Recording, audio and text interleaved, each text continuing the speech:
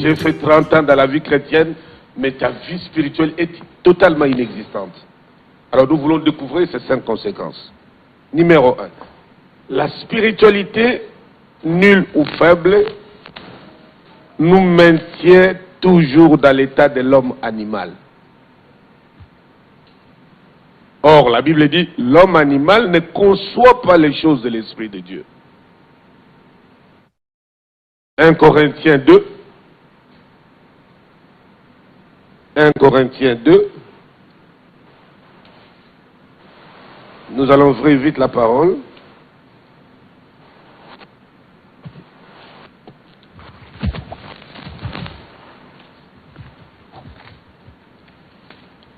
« 1 Corinthiens 2 »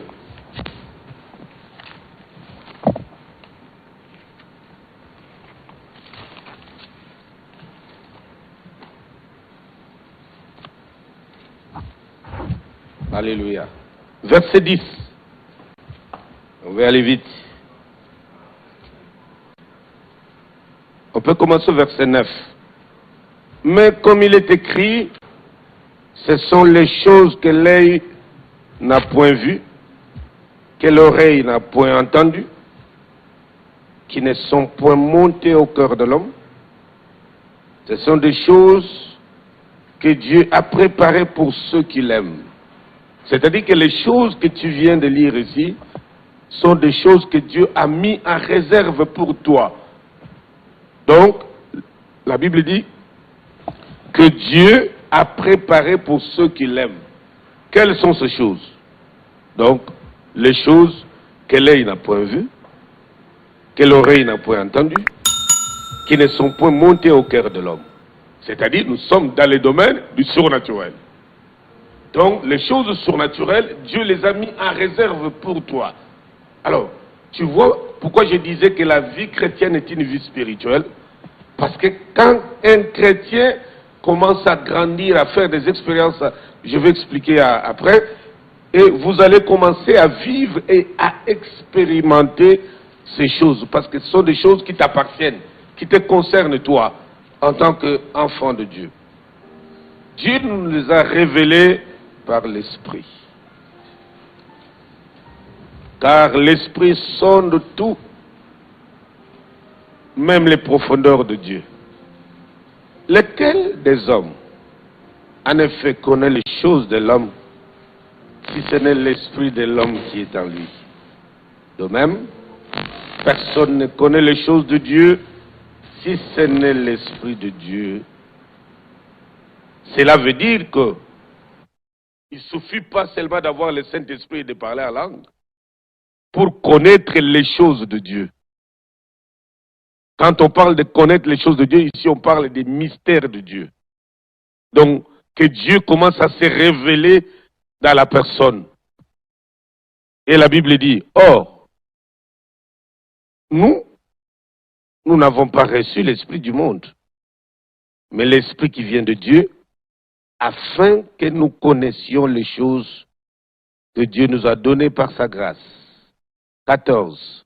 Mais l'homme animal ne reçoit pas les choses de l'Esprit de Dieu, car elles sont une folie pour lui. Et il ne peut les reconnaître, parce que c'est spirituellement qu'on en juge. L'homme animal, il peut être même dans l'église.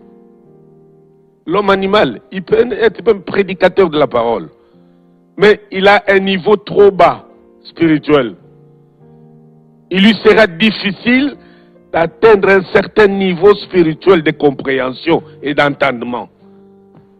Je répète encore, j'avais dit la semaine passée que beaucoup se trompent. Beaucoup croient, puisque nous sommes tous pasteurs, nous avons des groupes de gens que nous dirigeons, alors nous avons le même degré de spiritualité. C'est faux. Nous pouvons beau être dans un immeuble, mais on n'est pas au même niveau. Il y a ceux qui sont au 2e niveau, d'autres sont au 50e niveau, les autres au 10e, ainsi de suite. C'est pour cela, tu as beau être un chrétien, tu verras que ta spiritualité, c'est difficile. Tu t'arrêtes à un certain niveau dans la compréhension des choses de Dieu, et puis à un moment, tu deviens trop faible. Ça, c'est le plus grand danger, le premier danger d'une vie spirituelle nulle ou faible. Donc, elle nous maintient à l'état de l'homme animal. Deuxième conséquence. La spiritualité nulle nous rend aveugles sur notre propre état spirituel. Donc la spiritualité nulle rend les chrétiens aveugles, rend les pasteurs hypocrites. Lui, il croit que parce que tu es resté longtemps dans une église, et tu crois que forcément tu es devenu spirituel. On entend certains qui refusent même qu'on les exhorte. Parce que lui, il a appris la parole de Dieu avant tout le monde. Ça n'a rien à voir avec ça. La spiritualité élevée, Dieu peut faire grâce à quelqu'un qui vient de se convertir il y a 1 mois, 2 mois, 3 mois. Il monte rapidement. L'apôtre Paul nous le montre. Donc la spiritualité nulle nous rend aveugles sur notre propre état spirituel. On n'a plus le temps de nous jauger, de nous mesurer par rapport aux expériences spirituelles avec Dieu. 3. La spiritualité nulle est un piège parce que elle nous fait croire que nous connaissons Dieu, mais la réalité c'est que nous tournons en rond. Elle nous fait croire que nous connaissons Dieu.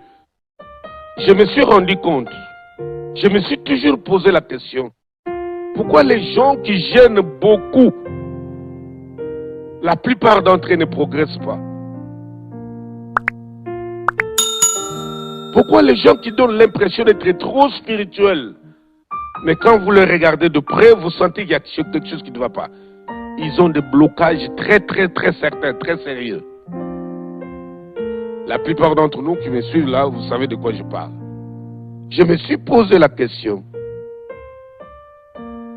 Et le Seigneur nous révèle que la spiritualité nulle est un gros piège parce qu'elle nous fait croire que nous connaissons Dieu. Regarde les gens qui maîtrisent, quand ils veulent t'exhorter, tu sens comme un séisme, un tremblement de terre. Mais après ces exhortations, regarde sa propre vie. Il a une âme très sale, il insulte les gens, il est méchant, impoli, et toutes sortes de rapines, même une mauvaise éducation. Mais lui, il te dira, il connaît Dieu. Ça, c'est un aveuglement spirituel. En réalité, c'est son état spirituel qui est malade. Spirituellement, le monsieur ou la dame est malade. Parce qu'en réalité, au-delà des paroles mielleuses, des versets, des prétendues révélations, on se rend compte que nous sommes en train de tourner en rond. Et ça, c'est un très grand danger qui guette les chrétiens et l'Église aujourd'hui. 4. La spiritualité nulle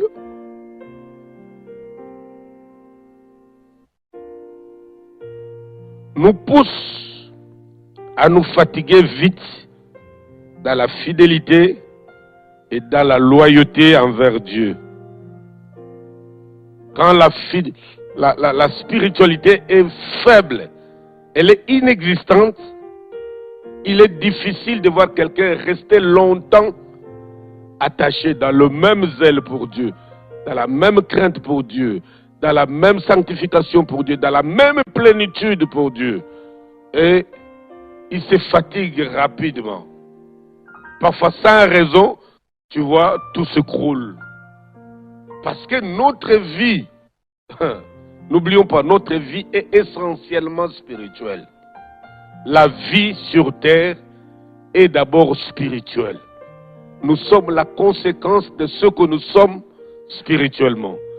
Physiquement, nous sommes le résultat de ce que nous représentons spirituellement.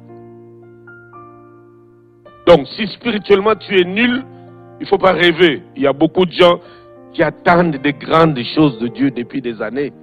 Mais quand tu regardes, entre ce qu'il cherche et sa spiritualité, quel paradoxe. Et c'est ça que nous disons qu'il y a un danger. C'est lui qui est faible spirituellement, décroche vite, se fatigue vite. Il est difficile de rester longtemps persévérant sur le plan spirituel. Je ne parle pas de la persévérance seulement en termes d'être régulier au culte. Mais tu sens que dans ton fort, dans ton homme intérieur, tu es resté attaché, quoi qu'il t'arrive, dans le même amour, le même zèle, le premier que tu avais quand tu as donné ta vie au Seigneur. 5.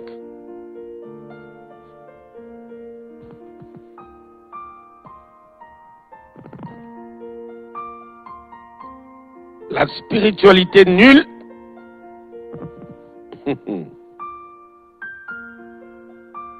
nous pousse à ne jamais rester longtemps attachés à un idéal divin. On sera tout le temps changeant. Combien de fois des gens ont changé de doctrine? Combien de fois, même certains prédicateurs, dans l'espace de 15 ans, 20 ans de ministère, il a eu plusieurs révélations qui se contredisent. Pourquoi on ne peut pas rester attaché quelque part? Parce que l'esprit est trop faible. Tous les courants qui viennent, ça t'emporte. Tel courant qui vient, ça t'emporte, ça t'emballe. Tu trouves que ça c'est formidable. Tu peux aller en Chine, tu trouves un prédicateur chinois là-bas qui prêche des choses. Dès que tu reviens en Afrique, tu annules tout ce que tu prêchais avant. Tu as épousé ce que tu as appris de quelque part. Dès que tu quittes là-bas, tu vas un jour en Namibie, tu trouves un prédicateur qui prêche des choses, tu annules tout ce que tu avais appris de la Chine, ainsi de suite. Donc, il est difficile de rester attaché à un idéal divin. L'apôtre Paul dit à Timothée, toi, mon fils bien-aimé, reste attaché aux choses que tu as reçues, sachant de qui tu les as reçues, parce que tu as découvert que ces choses étaient certaines et véritables. Donc, il met en garde Timothée. Il dit, reste attaché à un idéal. C'est lui que je t'ai montré, moi, ton père spirituel. Donc, la spiritualité nulle pousse chaque chrétien de ce genre-là à ne pas rester attaché à un idéal divin longtemps. Il s'écroule. Parce qu'il y a certains idéaux chrétiens pour lesquels Dieu veut nous voir. Même pendant les épreuves, nous restons attachés à une conviction de ça, malgré quoi qu'il m'arrive, je ne change pas parce que j'ai découvert que c'est là que se trouve ma vie, mon éternité, la vérité est dedans. Quoi qu'il m'arrive, quel qu'en soit le prix, je veux rester attaché. Or, ça, c'est pas seulement les Écritures, mais c'est un degré de spiritualité qui rend l'écriture vraie en toi. Sinon, ça va rester juste un logos. Regarde Pierre. Seigneur, tu seras une pierre d'achoppement pour les autres, pas pour moi. Mais il a régné le Seigneur devant une femme. Mais il avait besoin d'une nouvelle expérience spirituelle pour que ce monsieur, quoi qu'il arrive, il pouvait se retrouver même en prison sans régner son maître. Donc, il faut rester à un degré de spiritualité qui s'accroche à ton idéal. Quand quelqu'un peut venir t'influencer, on lui dira, ne perds pas ton temps avec ce monsieur. C'est un homme de conviction. Il sait en qui il a cru. Il est très attaché à son idéal. Tu peux lui raconter des choses, il reste des marbres. Ce n'est pas seulement quelqu'un de conviction, mais c'est sa spiritualité qui engendre de tels comportements, lui. 5. 5 ou 6? 6.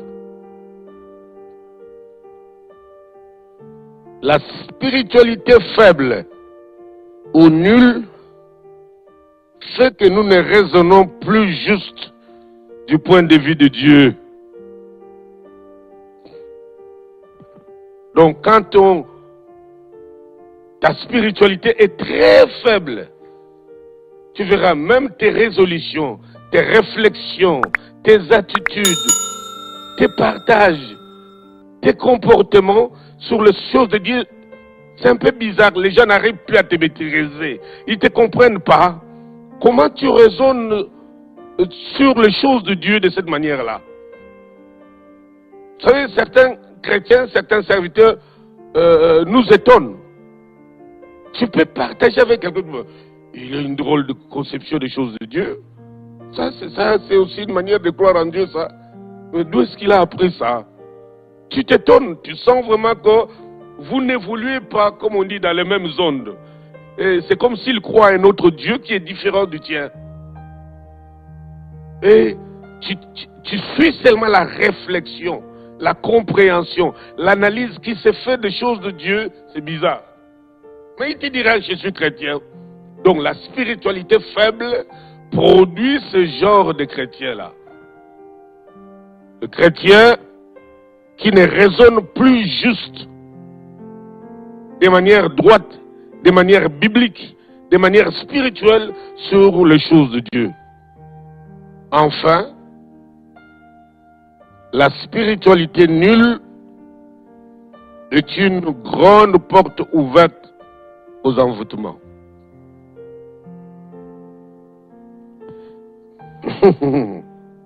Et oui, c'est très dangereux parce que si tu es nul spirituellement, c'est-à-dire que tu es faible.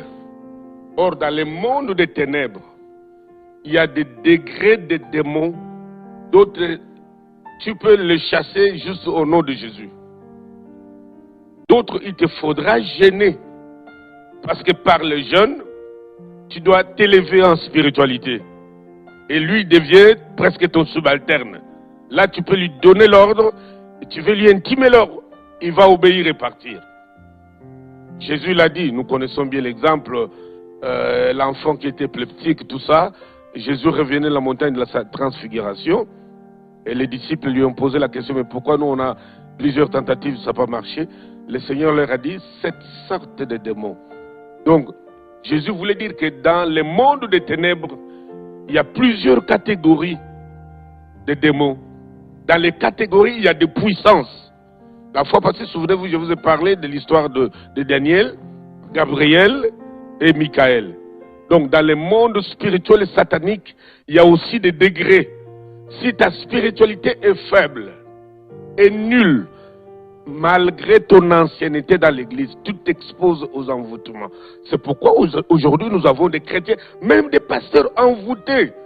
Tu peux le regarder comme ça, tu vois, non, le monsieur est envoûté, mais lui ne croit pas qu'il peut être envoûté, tout simplement par le simple fait qu'il est pasteur, il sert Dieu dans l'église, elle sert Dieu, elle croit qu'elle est à l'abri des solutions. Mais quand vous regardez clairement comme ça, le monsieur ou la dame est envoûté. Pourquoi? À cause de sa spiritualité inexistante. C'est comme ça que nous avons des chrétiens, des serviteurs qui peuvent te surprendre. Tu peux voir des problèmes même d'hérédité qu'il y a dans ta famille qui te suivent dans le ministère. Cela veut dire quoi? Parce que quand tu es nul spirituellement, tu t'exposes. Tu es sollicité, on peut t'attaquer, on va t'atteindre. Tu as beau dire, ils te feront la guerre, ils ne te vaincront pas, mais tu verras qu'on te fait la guerre, on te vainc, on te renverse, on détruit même ta carrière, on détruit ton ministère. Et les versets que tu récites sont des logos. Parce que tu n'as pas encore atteint un degré où la parole doit être faite chère en toi. C'est pour cela, il n'est pas bon juste d'avoir sa Bible. Il n'est pas bon juste d'avoir une référence d'un baptême d'eau et du Saint-Esprit. Mais il est très important encore de travailler pour changer les degrés de sa spiritualité. Maintenant, nous avons parlé des conséquences d'une spiritualité nulle et faible. Maintenant, comment élever sa spiritualité? Numéro 1.